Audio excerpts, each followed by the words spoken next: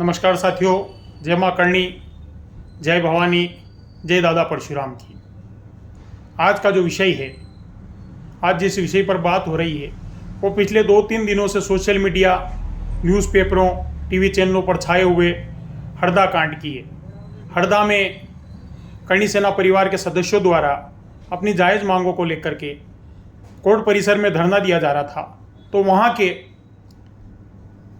जो प्रशासनिक अधिकारी हैं, जिनके दिमाग में आज भी अंग्रेजियत बैठी हुई है, उन्हें ऐसा लग रहा है कि देश के लोग, इस देश के नागरिक उनके गुलाम हैं और हम अपनी मांग नहीं कर सकते।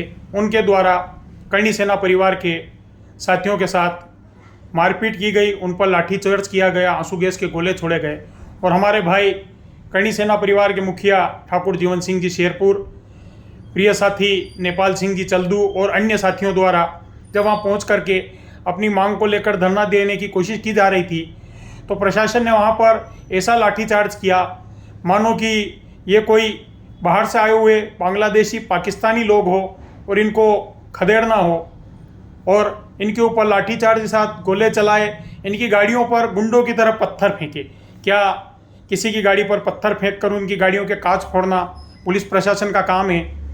इन्होंने अपनी जो पूरी गुंडाई दिखाई, उससे तो ये प्रतीत होता है कि जब हमारे देश के क्रांतिकारी लोग अंग्रेज़ों से अपनी जायज़ मांगों को लेकर के जब धरना देते थे, रैली निकालते थे, उपवास करते थे, और उनके द्वारा जो उनके साथ हरकतें की जाती थी, लाठीचार्ज किया जाता था, गोलियां मार दी जाती थी, पेड़ों पर लटका कर फांसी दी जाती थी।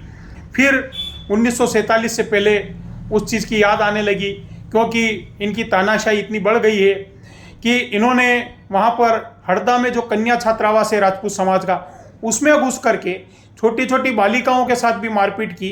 और एक वीडियो वायरल हो रहा है जिसमें एक बालिका कह रही है कि तुम बहुत गंदे लोग हो। कहीं ना कहीं उसको किसी ने सिखाया नहीं है, ये उसकी मन की पीड़ा है जो उजागर कर रही है। आप लोग जो कर रहे हैं, अगर ईमानदारी से अपना काम करें तो देश में वैसे ही कानून व्यवस्था बन जाए। बात आ रही रिश्वतखोरी की, तो क्या भ्रष्टाचार नहीं है आपके विभाग में? क्या बिना भ्रष्टाचार के काम हो जाता है? शिष्टाचार ही भ्रष्टाचारी पुलिस विभाग का शिष्टाचार है, ये सभी जानते हैं। और मैं मध्य प्रदेश के मुखिया माननीय मोहन यादव जी से निवेदन करना चाहता हूं कि हम जो लोग हैं, हम खानदानी लोग हैं, हमारी 3-3, 4-4 पीढ़ियां भारतीय जनता पार्टी, भारतीय जनसंघ, जनता पार्टी, हिंदू समाज पार्टी आदि से जुड़े हुए लोग हैं। हमने भारतीय जनता पार्टी को अपने खून से सींचा है, और तब से लेकर के आज तक, आज तो भारतीय जनता पार्टी का परिवार विशाल हो गया और ऐसा लग रहा है कि किसी की ज़रूरत नहीं है।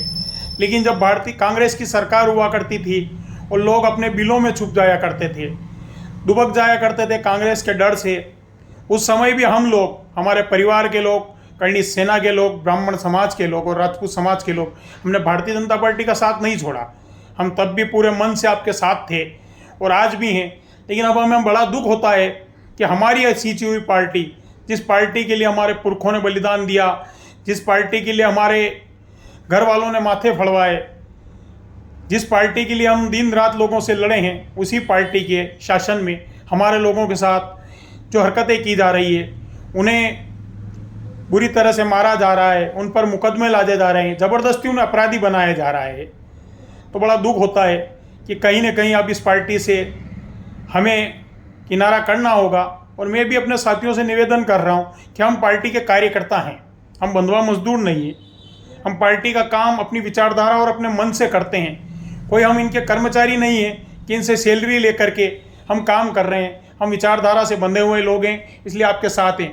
माननीय मोहन यादव जी, मध्य प्रदेश सरकार, आपसे हाथ जोड़ कर एक बार निवेदन है कि आपकी पुलिस ने हरदा में जो किया है, उसकी इन पुलिसकर्मियों को, वहाँ के पुलिस अधीक्षक को, वहाँ के एसडीएम, एडिशनल जितने भी लोग हैं, वहाँ कलेक्टर को लेकर जिसने लाठीचार्ज का आदेश दिया और हमारे कार्यकर्ताओं के साथ बर्बरतापूर्वक जो अत्याचार किया है, उनको तत्काल अपनी नौकरी से हमेशा के लिए हटाया जाए, ताकि हमारे कार्यकर्ताओं का सम्मान लौट सके। और आगे के लिए भी इस चीज़ का ध्यान रखा जाए कि हमारे कार्यकर्ताओं की अगर जायज़ मांगे है, आप अंग्रेज़ बन करके, लाल लाठी लेकर के, लाल वर्दी पहनकर, जूते पहनकर हमें दबा नहीं सकते हैं।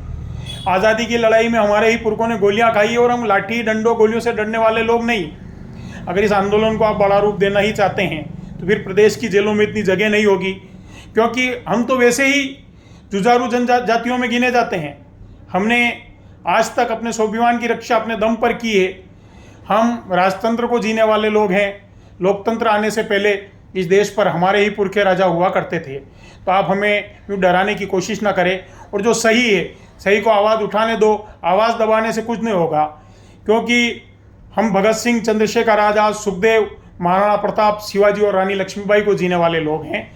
आपसे एक बार पुनः निवेदन है कि जो दोषी हैं उन पर कार्रवाई की जाए, ताकि हमें भी लगे कि हम हमारी पार्टी, हमारे परिवार की पार्टी की सरकार में हैं, वरना फिर हमें आप लोगों से किनारा करना होगा और फिर लड़ाई आमने सामने की हो सकती है। जय माँ करणी, जय माँ भवानी, जय दादा परशुराम।